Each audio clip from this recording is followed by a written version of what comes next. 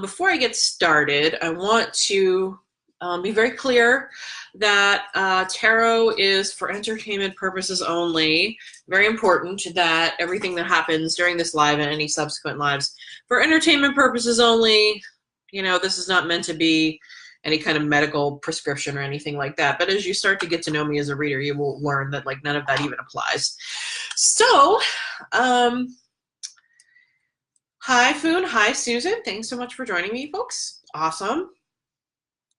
So since we are in Sabbatical Beauty, I am going to, hi Foon, I'm going to actually put on a mask, and I don't have any like SB masks in front of me or around me right now.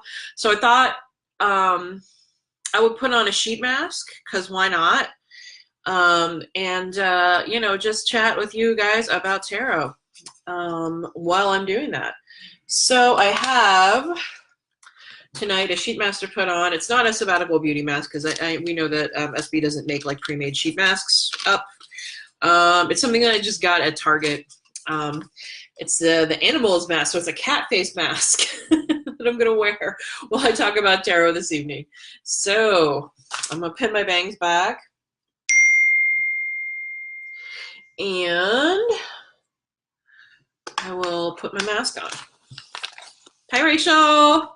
Rachel, I miss you. Rachel, oh my God. Hi, Marissa. Hi, everybody. Thanks so much for joining in, guys. I'm really excited to talk to you tonight.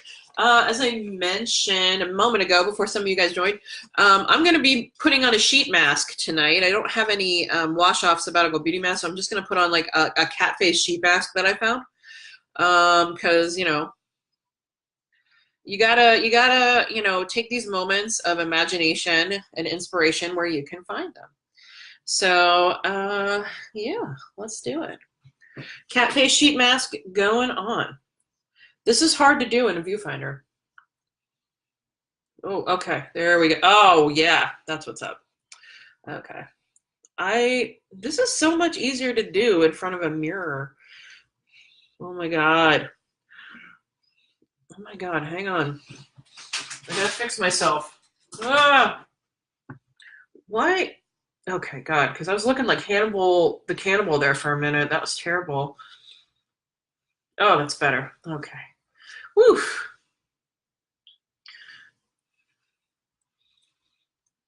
All right. Does anybody else like sheet masks? I'm a sheet mask fan. Okay. Whew. That is so much better, don't you think? All right. Hi, Eileen. Thanks for joining me. So this is a cat face sheet mask that I just got at Target like a couple weeks ago. They're like $1 or something. And it is a energizing sheet mask. So energy. And I'm a kitty cat right now. So that's pretty awesome. And now we're going to talk about tarot cards. All right. Thank you. Thank you. Very, you know, not only are sheet masks awesome, but they also remind me of wrestling, which is my other favorite thing. So, all right. So, I'm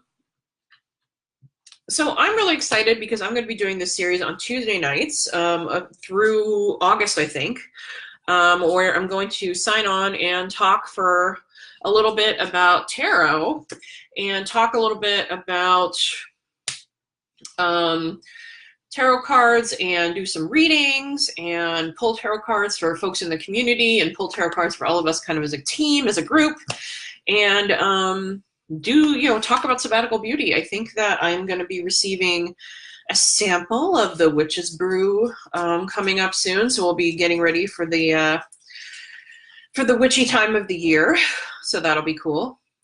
And says, I look good in that cat mask. Thank you. Thank you. There is a wrestler named Tiger Mask who's very famous in Japan, and I think I'm doing like my tribute to him right now. So that's cool. So I will have a lot of things coming up. So if you have particular questions about tarot or anything that I don't get to tonight, please feel free to pop any questions down in there. I'll get to as many as I can tonight. Other questions that you may have for me about tarot or anything that I talk about, feel free to drop them in there anytime, and I will try to get to them during my next one if I can't get to them before. Witch Julie, that is who I am. Absolutely. Hi, Madeline. Nice to see you. All right. Yeah. All right, so I'm the Kitty Tarot reader tonight. So, where shall I start? Well, if those of you who aren't familiar with the tarot, I'll introduce you to it a little bit. So tarot cards are cards that people use in what we would call divination or fortune telling. Divination's kind of the technical term for it, the scientific term. And we call that fortune telling, but fortune telling is kind of anemic compared to what people who are professional tarot readers usually do. Tarot cards are cards that have pictures on them and words and numbers, and they're all different, and they all come together in various kind of formations. And when you put them together in different spreads, you spread them out in different formations. If you are a tarot reader, you can interpret them and sort of derive messages from the way that they're laid out and the images on the cards. So if you've never seen tarot cards before, or you're not familiar with them, here is an example of a very famous and probably one of the more familiar tarot cards you've ever seen. This is the Magician. This is the traditional artwork of the Magician as he appears in the Rider-Waite-Smith tarot deck. And he's one of the first cards in the deck. And as you can see, he's like a happy guy. And you can see we've got his name down here and his number, which is 1 up here. And you see his, it's a little picture, tells a little story of what he's doing. He's sort of standing there and he's raising something in the air. And he's got some symbols here on his table. He's wearing some symbolic colors. He's got like an infinity symbol above his head. And all of these things are what people use to interpret messages for folks when these cards come up in readings. So if this were to come up in a reading I was doing for you, I would talk to you about this card and its symbolism, but I also talk to you about the images on it, the words and numbers as well. And in a traditional tarot deck, there are 78 cards. So many, many cards in this deck. A little bit about the history of tarot. The actual conclusive history of tarot is very inconclusive, actually. There's not a lot of evidence that tarot cards existed like before the 14th, 15th century. There were these cards in 14th century Italy called tarocchi that people used as playing cards, but they also used them for like little playful fortune-telling games. And they were similar to the ones that you see here, but not quite.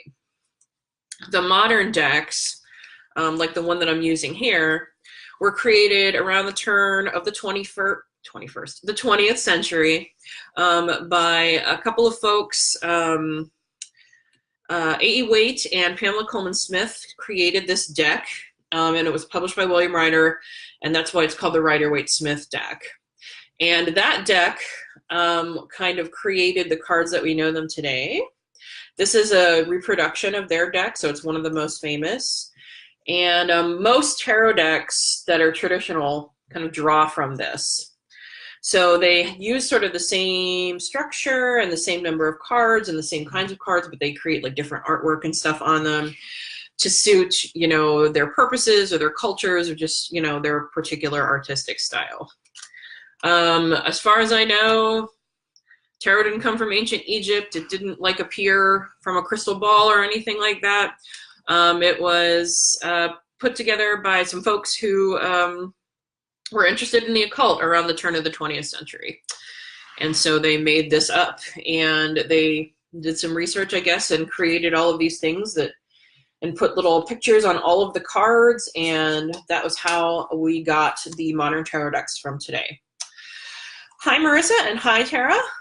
Thanks so much for joining us. Marissa says, when you say divination, all I can think about is Professor Chalam. Sorry, I don't know anything about Harry Potter. I don't. But yes, it's kind of like that, though. I think there is a Harry Potter tarot deck, if I'm not mistaken. There probably is. All right. Does anyone have any questions so far? That was like the quickest and most dirty and most incomplete history of tarot ever, but I don't think that's super important, honestly. So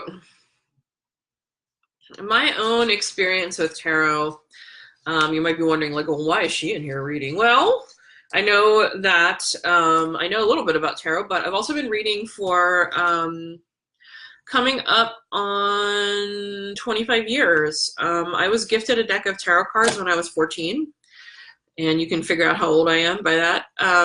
But I was gifted a deck of tarot cards when I was 14 as a gift, and it kind of set me on my journey to becoming a reader of tarot and to be a sort of interested in the occult and myth and astrology and all those things that we consider like woo-woo today.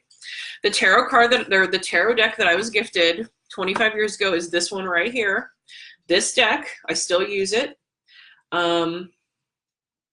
This is it. I've been reading with this deck for 25 years almost, and it's still in pretty good shape. It's yeah, this is my OG deck right here. This is the Morgan Greer tarot deck. Mary Kay Greer was one of the people who created this deck, and she's a well-known tarot scholar. But yep, that's my OG deck. So when I started reading tarot, sorry, I keep adjusting my kitty cat mask. When I started reading tarot, I started reading by, like, you know, the little white book that came with a deck of tarot cards, if you've ever seen them. And I started trying to like memorize it and learn what all the cards meant. But I would say that a lot of what I learned about reading tarot came from like reading mythology. Not just Greek mythology, but like mythology from all different cultures. Reading literature and reading history also came into play with tarot cards for me. And I feel like the more I read about culture and mythology and anthropology and literary history, the better I got at reading tarot cards. So if you're interested in reading tarot, I would say get yourself a deck of tarot cards, but also pick up Joseph Campbell's The Hero with a Thousand Faces, because it will really be a great companion piece for you. And so another thing that helped me to become a better tarot reader was studying all of those things, but also being a teacher and also being a writer and also being someone who really liked computers and technology and putting together patterns and telling stories and being creative. So I really think tarot is a very creative thing. And that brings me to kind of what I have to say about tarot and fortune telling. So when people, hi Dorothy. So when people think about tarot cards, they think like, you know, they're at the boardwalk on the Jersey Shore and like some weird lady is gonna like throw a couple cards down in front of them and tell them they're gonna meet like a tall, dark stranger. At least that's what happened to me once when I was a kid. But that's not what I do when I read. Some people want to do that, and those are usually the people who are trying to get money out of people when they read. Like they'll say they'll give you the winning lottery numbers and stuff by throwing down some tarot cards, or say your life's going to change radically because you're going to meet the specific person, and that's not what I do when I read tarot cards. And if I could conjure up the winning lottery numbers from these things, wouldn't I have done it by now? You know? Anyway. So for me, tarot is a text. It's produced by human beings and illustrated by human beings, and we put our symbols in it. And over many thousands of years in human history, we've looked to different kinds of texts for guidance, and tarot is just another one of those texts. It's one of the texts that humans look to guide the things that they do. It's like, you know, the Tao Te Ching or the Bible or the Torah or any number of texts that people look at. I don't know, like the Four Agreements or something like that. It's a human-created text meant to give other human beings guidance. And that is what I see the tarot as, and that is how I approach it whenever I read. So when I pull cards, which I'll be doing in a few minutes, and when I read for other people, I'm not, pulling a card and saying like, oh, this means you're going to die, or this means like, a tree's going to fall on your car. Like I say, well, this is what I see in terms of energies that are coming towards you. This is what I see in terms of what's going on in your life right now. These are the symbols that are on this card, and they symbolize these sort of elements of your life or your day. Is there something going on there? So when I read for people, I like to ask lots of questions. I like to connect with other people, try to get a sense of what's going on in their lives so that I can be more responsive and tune in with what they are struggling with so that they can get better in touch with their own intuition. I think tarot is really intuitive. I think it teaches you to be more intuitive. I think it teaches you to be a good listener. And I think that's why it has a good connection with Sabbatical Beauty and what we do here. We're a community, and we're inclusive, and we listen to one another, and we try to offer advice to one another. And I think that's what tarot essentially is. It's a way of helping other people by having something to draw from, like a text in front of you. And that's what tarot is to me. All right, I talked a lot. Does anyone have any questions for me? Well, I keep adjusting my kitty cat face. It keeps wanting to fall off of my jaw because I keep like talking. So, get on there, kitty cat.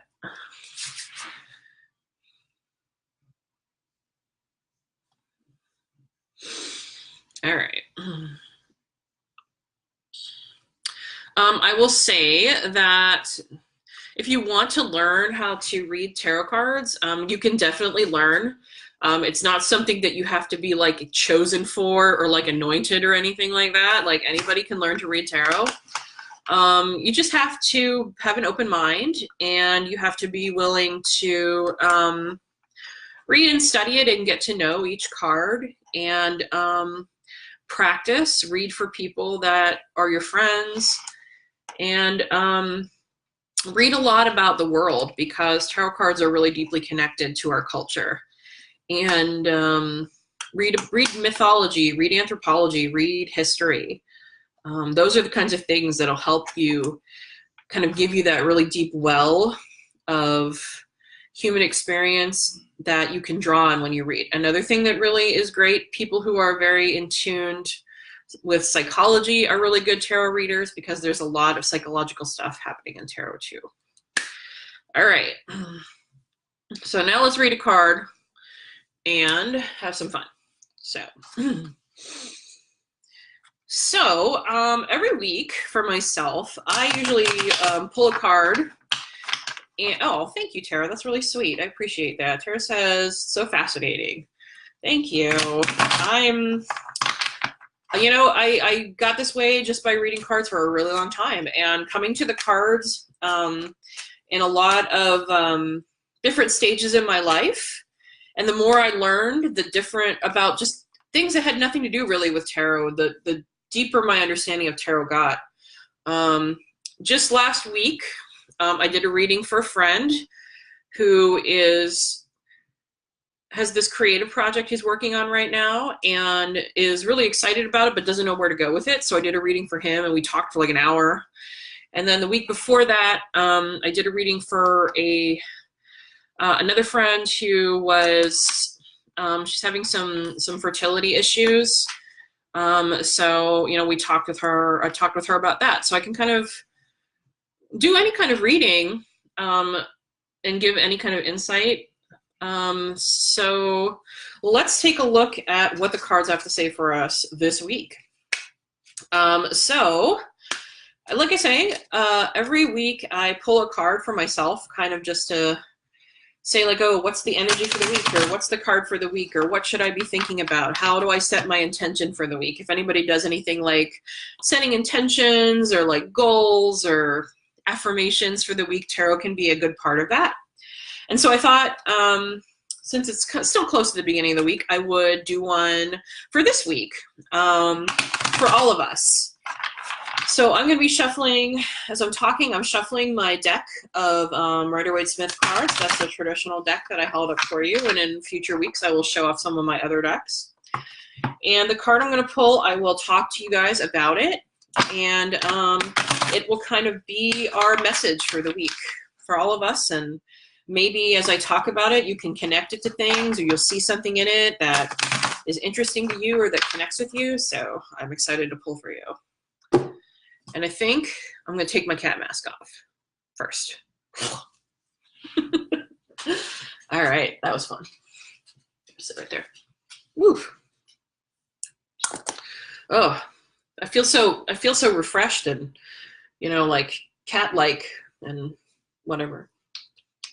All right, skincare done. Let's do a tarot card. All right. So like I said, I was shuffling these in front of me, and I always cut my deck into 3 piles to the left, just a habit I've gotten into. And yeah, let's do that. Ooh, all right. So this is the card that I have pulled for all of us for the week, and it is the Page of Cups. So if any of you guys know about tarot, you may have seen this card before. This is the Page of Cups, and this is one of the pip cards, a court card. So sort of like in a deck of, like, you know, playing cards, you'll have like kings and queens and knights, and, you know, the numbers ace through 10. We have that in tarot, but instead of the pages are added to the court. So we've got a page of every suit, and cups are one of the suits in a traditional tarot deck. So we got the Page of Cups. So the page looks like a young man here, but I think that we can interpret that as just a young person of any gender. And I'll just keep calling him he, just because he's depicted as a male on this deck, but think of them as any kind of person of any gender. They're holding a cup, as you can see, Page of Cups, and in that cup, a little fish. Look at the fish. Hello. And he's kind of looking at the fish, and behind him is some water down there, and he's dressed kind of in this garb that sort of represents the Middle Ages, but you can see there's a lot of blue on here. There's a lot of kind of flowers, some soft colors. He's got kind of a pleasant expression on his face, like nothing particularly, he doesn't look disturbed or anything like that. The sky behind him looks pretty clear. The water looks pretty clear. Looks like a pretty calm day for the Page of Cups here. And another thing about court cards, like this guy is that they often represent actual people that may be in your life, or they represent people who exude the kind of energy that the person depicted on the card exudes. So if you would get like a queen, for instance, it might not necessarily represent a woman, but it might represent someone who gives off like a maternal or a loving motherly energy. So this page, again, is a Page of Cups, and the suit of cups represents the emotional world. So anytime we see cups in the tarot, we're in the realm of the emotions. Water, emotional. Cups are filled with water, the emotions. I believe that those folks who connect tarot to astrology, and there's some people who do that, I don't really, I believe that the Page of Cups is either Pisces or Cancer, which might be of interest to anyone interested in astrology. Pages generally represent like a childlike energy, or like sort of an innocence, or someone who's has a lot of, I would say, fresh ideas about the world. So there's a sort of a youthful feeling that kind of comes through whenever we see the Page of Cups.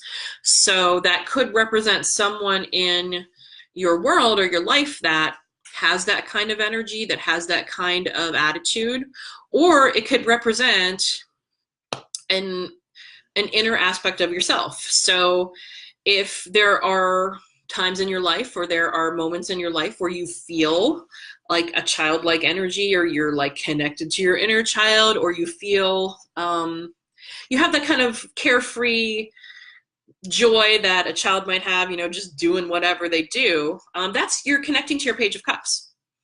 You're kind of inside you. That's one of the things that I kind of take away from all of the tarot, is that sort of everything in the tarot is inside all of us. And whenever we pop out, whenever these cards pop out, they're often pointing to something inside you, in addition to what's outside in the world, or maybe not. Hi, Katie. Thanks for joining us. So when the Page of Cups appears, we are being asked to connect to childlike joy. We're being asked to find a place in our heart where we can really listen to our heart and really listen to the things that bring us joy in a really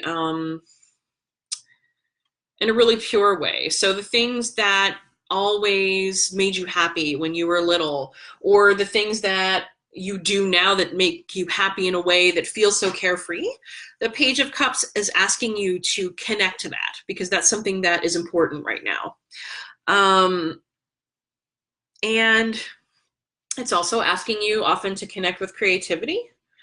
Cups are creative because they're connected to the emotions, and the emotions have a connection to creativity. It's kind of asking you to look at the world with the mind of a child, like, or the heart of a child, someone who might be able to look at the world with kind of a fresh perspective and fresh eyes, and not see things like kind of as the everyday things that they are, but as full of adventures and full of imagination. So that's going to be the intention for this week. So this card is asking you, who's listening, all of us, to try to get quiet and get in touch with our most innocent, most joyful part of our heart, ourselves, and try to look at the world as a child might look at the world. Try to see possibility and see the potential for joy and all of the things around us, even our workaday kind of mundane lives, like, you know, cutting the grass or something like that. They cut the grass at our house today, and I'm like looking at all the weeds I got to pick up, and I'm thinking, but maybe, you know, there's something really fresh and beautiful about that. Maybe there is, as I pull those weeds away, there's beautiful stuff underneath, or just the act of picking up the fresh grass that's been cut really is, the scent of it like connects me to the summer, and I feel joyful that it's summertime and the sun is out and it's warm. Allow yourself those moments. The Page of Cups asks us for that. Katie says, I'm not creative. Katie, everyone is creative. And you should listen to me because I'm a doctor. Everyone's creative. So connect with your childlike joy, connect with your heart, find things in the world this week that are full of beauty and creativity and joy, and that bring you joy. That's the message from Tarot Tuesdays with Julie this week. So next week, I will be on at 8 p.m. next Tuesday to talk about tarot. If you have any questions for me right now, I'll just take another minute or two to answer. But if any pop up in the meantime, or there's something you'd like me to talk about next week, just, you know, feel free to tag me in any questions that you want to shoot in the group, and I will write them down and I will pick those up next week. So any questions from anyone right now?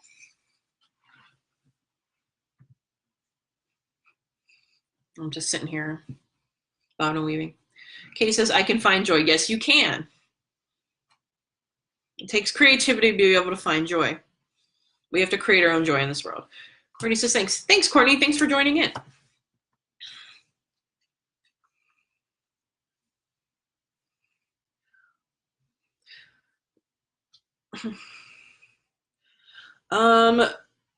Also, I want to wish you guys a very happy Cancer season. We're coming up on the sign of Cancer. If you guys are into astrology, and right now the moon phase is we're moving into the first quarter moon after a solar eclipse and the new moon in Cancer. So maybe go out and take a look at the moon tonight.